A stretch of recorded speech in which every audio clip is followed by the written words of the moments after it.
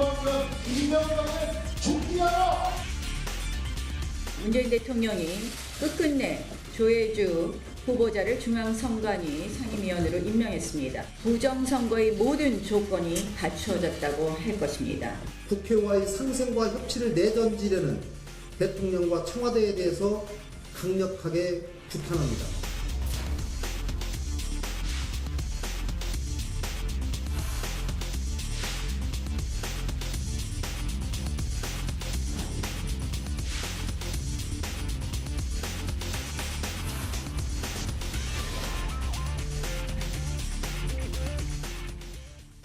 금요일입니다. 박시영, 박상병 두 정치평론가의 애둘러가지 않는 정치평론 듣겠습니다. 어서 오십시오. 네, 반갑습니다.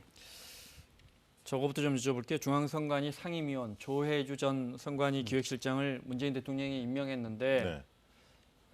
중앙선관위 상임위원이라는 자리가 원래 청문회까지 거쳐야 하는 자리입니까? 중앙선거관리위원회 위원은 청문회 거쳐야 됩니다. 네. 또 상임위원은 사실상 선거관리위원, 중앙선거관리위원장은 명목이고요. 네. 실질적으로 중앙선관위를 대표하는 인물이기 때문에 그만큼 굉장히 의미 있는 자리라고 봐야 되죠. 그러니까 선거 사무처가 있습니다. 선관위 사무처가 있는데 이 사무처의 사무들을 관리 감독하는 임무고요. 위원장을 보좌하는데 실질적으로 보면 선관위 넘버 투다. 네. 실질적으로 보시면 넘버 원. 돼요. 실질적으로. 그렇군요. 어떻게 보면 원이고 어떻게 보면 투고. 네. 네. 근데 이제 상임위원은 아까 얘기했던 선거관리위원 9명 중에서 선거 사무가 능통한 사람, 즉 선관위에서 활동했던 그런 네. 인사 중에서 보통은 이제 대통령이 임명을 합니다. 그런데 청문회 해야 되는데 여야가 잘 합의가 안 되고 청문회 열지도 못하고 시한은 지나가고 네. 그러니까 문 대통령이 임명해 버리니까 네. 자유한국당 입장에서는 어떻게 이럴 수가 있냐 뭐 이런 겁니까? 네, 그렇죠. 자유한국당 입장에서는 이런 논리입니다.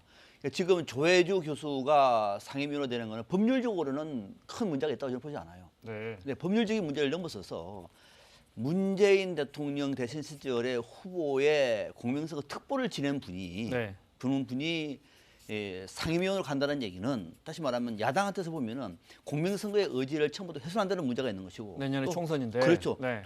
또 하나는 더 중요한 거는 뭐냐면은 인사청문회를 그치지도 않는다?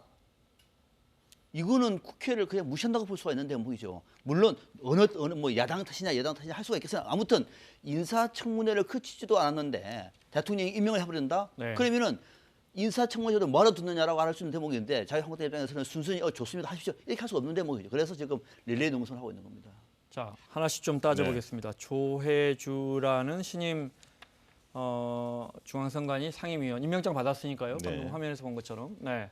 원래 선관위에서만 32년 근무한 그야말로 전문가인데 역시 논란은 공명선거 특보 지난 대선에서 네.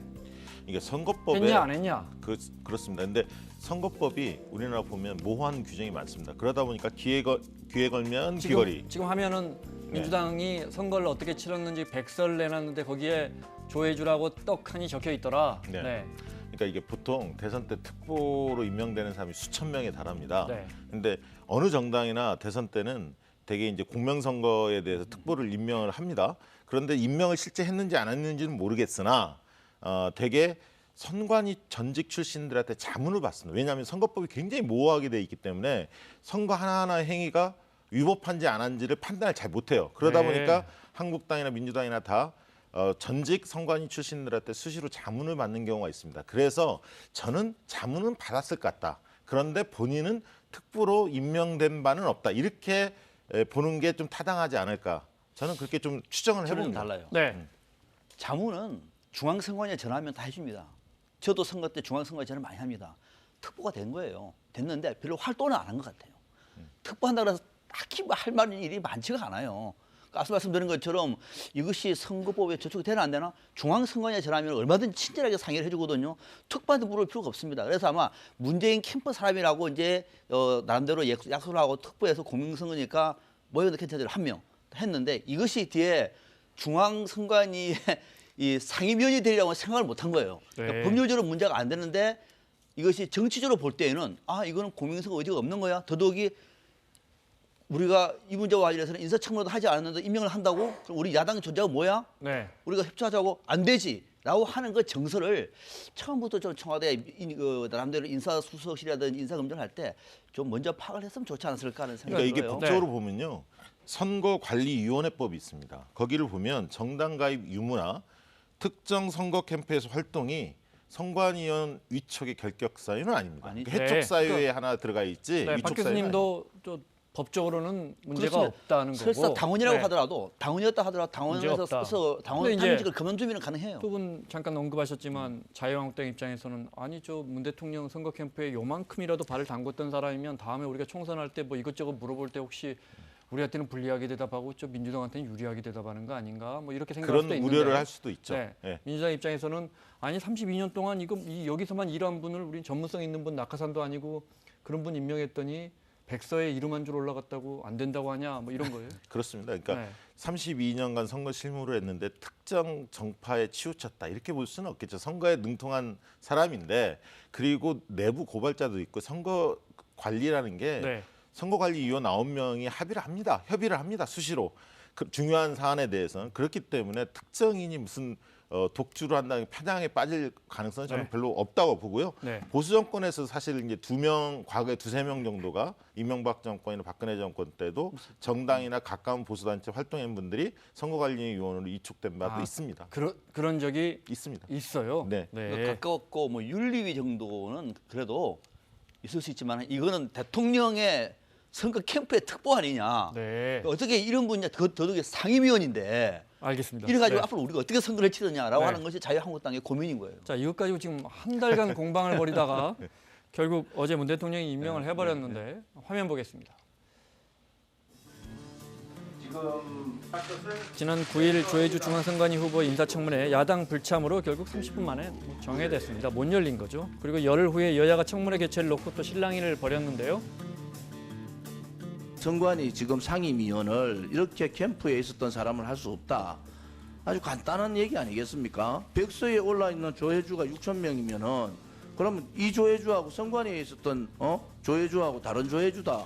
왜 그걸 못 밝히세요? 캠프에서 조혜주가 이 사람 아니라는 것만 밝혀주세요. 그러면 야당이 겉다리 짚었다는 거 그렇게 될 거 아니겠어요? 이 이야기가 2019년 1월 9일 오전 10시로 예정이 되었던 인사청문회장에서 이루어졌더라면 어땠을까? 아쉬운 마음 그만큼 없습니다. 분명히 말씀드리건대 오늘 2019년 1월 21일은 인사권자인 대통령께서 당의 위원을 임명하더라도 하등의 법적 절차에 하자가 없음을 명백히 밝혀둡니다. 그래서 19일까지 임명 시한이었고요. 문 대통령은 며칠 더 여야 합의 기다리다가 결국 어제 임명을 강행했습니다. 네. 임명장 조혜주 중앙선거관리위원회 위원회 임명 2019년 1월 24일 대통령 문재인. 그래 결과적으로 청문회 없이 임명된 첫 장관급 인사입니다. 네. 야당의 반발 거셌는데요. 이건 앞으로 선거는 공정하지 않게 하겠다. 한마디로 우리가 부정선거도 획책할 수 있다. 그런 메시지를 주는 거라고 봅니다.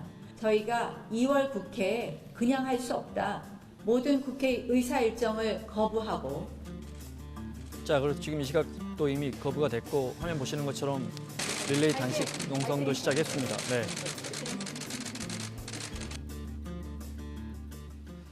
저걸 보면서요. 네. 청문회는 기본적으로 야당한테 유리한 제도입니다. 검증을 하고 비판할 수 있는 공간이 열리는 거 아닙니까? 합법적인 공간인데 야당에서 이 문제를 걷어찬 걸 보면서 오히려 국민들한테 알릴 수 있는 좋은 기회였는데 마이크가 오는데 예, 정치적 판단 미스가 아닌가 저는 좀 그렇게 보고 있고요. 지금이 국회를 이 정도로 마비시키고 단식할 때냐. 특히 이제 릴레이 단식을 얘기하는데 보통 단식하면 진짜 사활을 걸고 죽기 살기식으로 보통 하는 경우가 많은데 네. 간헐적 단식 아니냐 이런 쪼크도 나오고 간식을 안 먹겠다는 거 아니냐 이런 비아냥도 나오고 있는 상황입니다. 그럼 뭐 일각의 비아냥은 우리가 거론할 거가 아닌 것 아, 같아요. 요 단식 이야기 나온 김에 그러니까 중요한 건 단식을 해야 할 만큼 자유한국당이 이게 큰 문제인가는 따져볼 필요가 있는 거죠. 저는 큰 문제라고 봅니다. 왜 그러냐면은 두 가지 문제인데 어떤 경우에도 저는 캠프 사람이라고 얘기하더라도 이 사람을 불러서 인사청문회를 해야 되나 봐요. 네. 물어보면 되잖아요. 저는 조혜주 위원이 특정한 화면 정치적인 바꿔주십시오. 네. 이게 무슨 네, 음악이 나옵니까? 말씀하시죠. 네, 네. 특정한 정치 편향이 있다고 보지는 않아요. 그러면은 국회 인사청문회를 거친다고 얘기하면 대통령이 대한민국에 이 사람밖에 없습니까? 아마 조혜주보다 훌륭한 사람 많을 겁니다. 국회의 의견을 존중을 해서 관련된 자료를 주고 또 이번에는 자유한국당에서 나름대로의 그 청문회 관련돼 가지고 그 참고인 같은 경우도 다 양보를 했어요. 그럼에도 불구하고 진행이 안 됐습니다. 날짜가 다 돼서 하겠다, 강행하겠다 이렇게 가버리면은 야당의 존재 자체를 청와대가 너무도 가볍게 본다. 그런 측면에서 야당 같은 경우에는 지금 단식이라든지 농성을 하지 않고서는 이 문제를 넘어갈 수가 없는 거죠. 강하게 반발하고 있는 그 야당의 원인도 저는 청와대 입장에서는 충분히 한번 살펴볼 필요가 있다고 보는 거예요. 근데 뭐 일리는 말씀도 있는데 이 한국당의 주장이 뭐였냐면 인사청문회 자리에서 청와대 인사실 실무자를 부르겠다 이렇게 주장한 겁니다. 근데 이렇게 인사청문회장에서 청와대 관계자가 배석하고 증인으로 나타난 경우는 한 번도 없습니다. 전례가 없는 경우예요.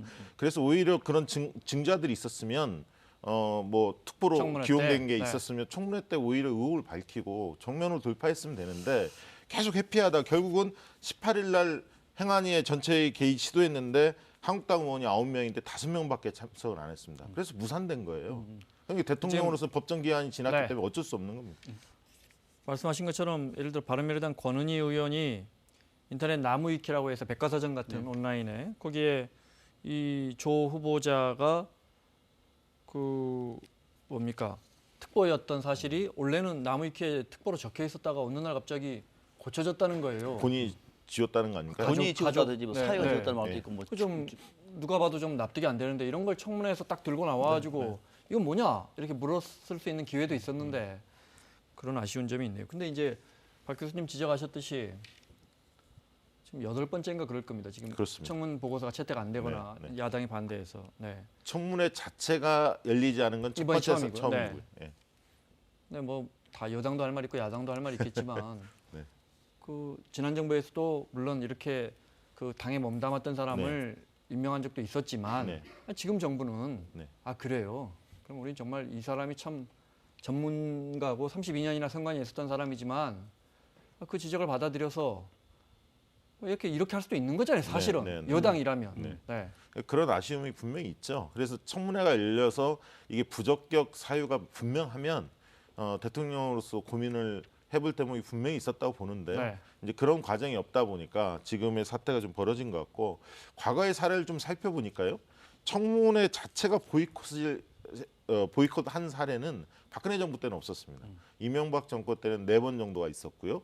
그다음에 인사청문 경과보고서가 채택 없이 임명이 강행된 사례를 보니까 박근혜 정부 시절에 9건, 이명박 정부 시절에는 17건, 노무현 정부 시절에는 3건으로 노무현 정권 때가 가장 이런 어떤 마찰이 좀 적었던 그런 어떤 기록이 나옵니다. 그러니까 이게 청와대에서 정말로 조혜주 상임위원이 필요했다고 얘기하면은 야당이 하는 요구를 들어주는 것이 원칙인 거죠. 우리는 전례가 없다가 아니라 전례를 만들어야죠 이제는 떳떳하다면은. 그렇지 않습니까? 또 들어가서 오히려 청와대도 이 문제를 해결할 수도 있는 것이고 더더욱이 정의 문제는 막판에 자유한국당에서 양보를 했음에도 불구하고 오히려 민주당에서 또 소극적이에요. 결국 그러다가 시간만 지나다가 이게 임명이 된 것인데 크게 보면 이런 겁니다. 이게 지금 이 법률적인 문제를 따질 것이 아니라 문재인 정부가 하고자 하는 국정 운영의 방식이 야당이 반대하든 인사청문회를 하든 말든 우리가 하면 간다라고 하는 방식으로 굳어질 경우는 더더욱이 이것도 중앙선거관리위원회 상임위원인데 야당이 아무 말도 안 하고 법률적으로 문제가 없네요. 하시죠. 이렇게 가버리면은 야당이 있을 필요가 없지 않습니까? 그러니까 그런 야당의 어떤 그 위기의식이라든지 야당의 고민을 청와대가 먼저 헤아려서 이거는 캠프에 분명히 있었던 사람이구나. 본인은 활동을 안 했지만 백세도 있네. 처음부터 안 돼. 했으면 어땠을까요? 그것이 오히려 지금의 청와대의 진정한 모습이었죠. 자, 알겠습니다. 앞서 잠깐 저희가 봤는데 뭐 쉬어가는 의미로 자유한국당의 이 릴레이 단식 한번 여쭤볼게요. 이게 이런 단식이 그전에도 있었는지. 그러니까 오전 단식조가 아침에 5시간 반? 6시간 반 정도 5시간 반이군요. 5시간 반 정도 안 먹고 그다음 교체하면 그다음 조가 5시간 반 정도 안 먹고라는 건데 제가 안 먹으라고 표현해서 그렇지 사실은 2시 반에 먹어도 되고 8시에 먹어도 되거든요. 그러니까 5시간 반 동안만 단식하겠다니까 아까 간식은 안 먹겠다는 거 아니냐 이런 목소리가 나오는 거죠. 그리고 2월 1일 10일까지가 이제 계획표가 나와 있더라고요. 단식할 명단들이. 네. 그러니까 설 연휴 기간에는 아직은 계획이 안 나와 있는 걸 보면 한시적인 단식이 아닌가 그렇게 보여집니다. 저런 의사를 통해서 자유한국당과 야당의 의지를 표명하는 것이지 뭐 5시간 단식한다고 비아냥거리고 뭐 10시간 한다고 해서 진짜 하는 거야? 일주일 더 하는 거야? 이런 건 아닌 것 같아요. 아무튼 네. 뭐 보기에는 좀 어색해 보이기는 합니다만은 그러나 야당은 지금 특히 자유한국당은 저런 단식을 통해서라도 릴레이를 통해서 진짜 환기를 시키고 나름대로 우리의 의사를 반영하겠다는 뜻이기 때문에 네. 저는 진정성만큼은 저는 좀 표명 안 했으면 좋겠네요. 어쨌든 뭐 국민들에게 보여주는 거니까. 그렇습니다. 뭐 알겠습니다. 자, 그래서 자유한국당이 지금 2월 국회, 2월이 임시국회죠. 네. 임시국회입니다. 임시국회. 네. 임시국회 보이콧을 선언했습니다. 정의당의 입장 잠깐 들어보겠습니다. 선거관리위원장 임명이 이 모든 것을 팽개칠 정도로 중요한 사안입니까? 실상 그 속내는 뻔합니다. 선거제도 개혁을 걷어차고 이 중대한 사안을 자신들의 전당대회 이후까지 끌고 가겠다는 속셈입니다. 한국당의 엄중히 경고합니다. 하루빨리 자당의 선거제도 개혁안을 내놓고 명분 없는 보이콧은 즉각 철회하기 바랍니다. 그러면서 어제 이제 자유한국당이 이렇게 엄중한 상황인데 대통령은 대전 가서 뭐 생일 잔치 하느냐. 네. 대통령이 언급하지 말라고 했는데 대전에 한 제과점, 예, 빵집, 빵집. 뭐 저희도 아는 유명한 예, 그 지역 빵집에서 화면이 있군요. 네, 이렇게 깜짝 대통령 생일 잔치를 해준 걸 가지고도 또 말이 좀 있었나 봅니다. 네, 대통령. 네.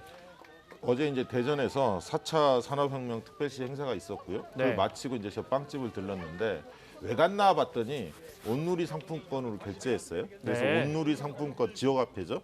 이거를 좀 장려하는 차원에서 들른 것 같고요. 네. 직원들이 자체적으로 준비를 했다고 합니다. 그 네. 가게 직원들이. 예. 그리고 저기도 준비가 됐습니까? 팬들이 또 이렇게 여기저기 저도 SNS에서 어디 봤는데 팬들이 이렇게 대통령 생일이라고 이런 서울역 5개 광고물이죠. 아 그래요? 네. 실제로 보면 크겠군요 이게. 네. 네, 이거는 이제 모니터상으로 보는 건데. 네. 홍준표 전 대표는 이승만 말기를 보는 것 같다고 또 따갑게 꼬집었어요. 네. 그건 뭐 홍준표 전 대표의 주장인 것이고요.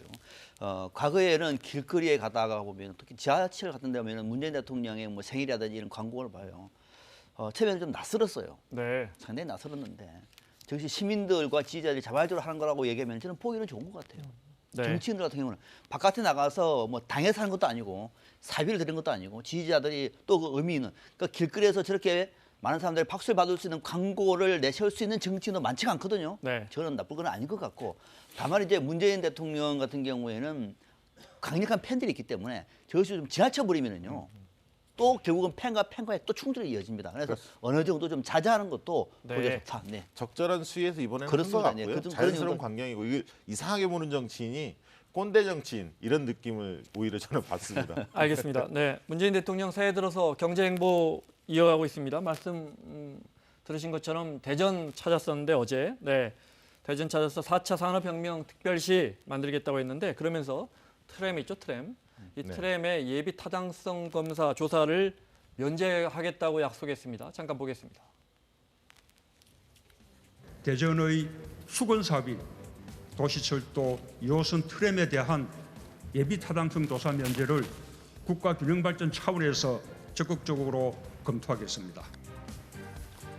문 대통령의 발언으로 대전 트램을 비롯한 충청권에선 총 4조 원대의 사업이 예타가 면제될 예정인데요. 문 대통령의 예타 면제 발언 올 들어 세 번째입니다. 지난 10일 신년 기자회견 잠깐 볼까요? 이쪽에 안 갈까요? 이쪽은 또 특별히 대통령께서 방점을 찍는 그런 예타 면제 어떤 기준이 있으신지 소개 좀 부탁드리겠습니다. 지역의 공공인프라 사업들은 인구가 적기 때문에 자연히 그 예타를 통과하는데 어려움을 겪습니다. 그래서 이제 엄격한 아주 선정 기준을 세워서 광역별로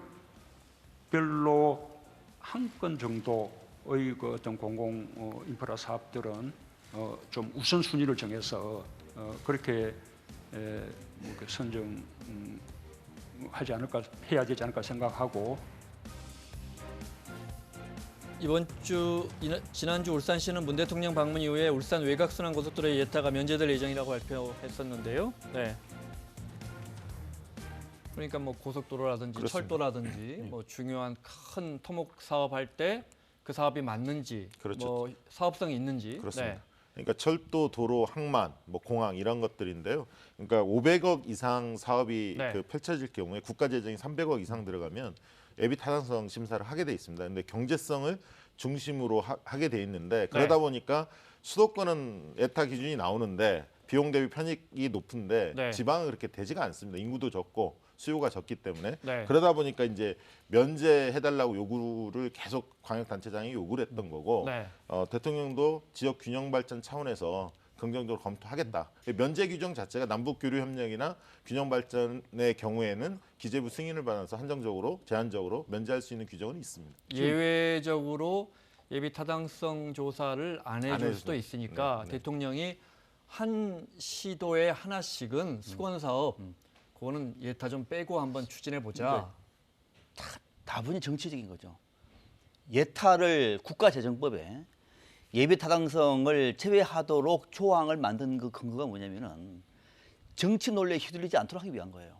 정치 논리. 보통 예타 면제는 정치 논리거든요. 네. 없는 다리도 만듭니다. 물이 안 흐른다 그러면 물이 흐르게 할 수도 있어요. 돈을 넣어가지고 이런 식으로 해가지고 그 지역민들이 살 수 있는 정치 논리에 휘둘리지 않도록 철저하게 예타를 하자라고 하기 위해서 만든 것인데 지금 저는 문재인 대통령이 이렇게 하는 논리를 이해를 해요. 왜? 지방 같은 경우는 예타를 비용 대비 편익을 1 이하로 다 넣습니다. 네. 이상 넘어설 수가 없어요. 왜? 인구가 적으니까. 그게 1 이하로 나오면 아예 사업 추진이 이제 거기서 안 되는 거죠. 멈추는 거죠. 그러면 네. 그러니까 이런 고민을 이해를 하는데 중요한 것은 지금 예타를 면제할 수도 안 할 수도 있는데 문재인 대통령이 이전에는 어떤 얘기를 했느냐가 중요한 거예요. 이전에는 SOC 산업을 안 한다고 했습니다. 네. 그 문재인 대통령이 코드였습니다. 또 더더욱이 예비 타당성 같은 경우에는 각 광역단체별로 한 개, 이거는 선물을 주는 방식이죠. 네. 예비 타당성을 면제할 수 있는 것은 지역 균형 발전도 법률 안에 더 있습니다. 네. 그러면 지역 균형인데 그러면은 충청도 대전만 해버리면은 인천은 수도권이군요. 광주는 안 할 겁니까? 등등과에서 원래 문제가 있으니까 각 광역단체에서 한 개씩 해라. 하나씩. 선물을 네. 주겠다. 이거는 지역의 정치 논리이고 또 더 나아가서 내년이 총선입니다. 네. 그럼 야당은 어떻게 볼까요? 총선을 앞두고 또 결국은 지역에 돈을 막 쏟아붓는구나. 결국은 대통령이 일방적으로 선거를 여셔가지고 각 광역단체에 네. 돈을 쏟아주면서 결국은 국가 재정을 이렇게 어렵게 하는구나라고 하는 논리를 야당은 충분히 비판할 수 있는 대목이죠. 네. 자, 이게- 야당은 이게 이제 네. 뜨거운 감자인데요. 시간이 별로 없습니다. 네. 지방을 살리려는 특단의 대책인지 아니면 막대한 혈세를 쏟아붓는 예상 낭비인지는 두고 봐야 할 것 같고요. 어쨌든 경제성보다 균형 발전의 배점을 계속 높였지만 현 정부 들어서서 네.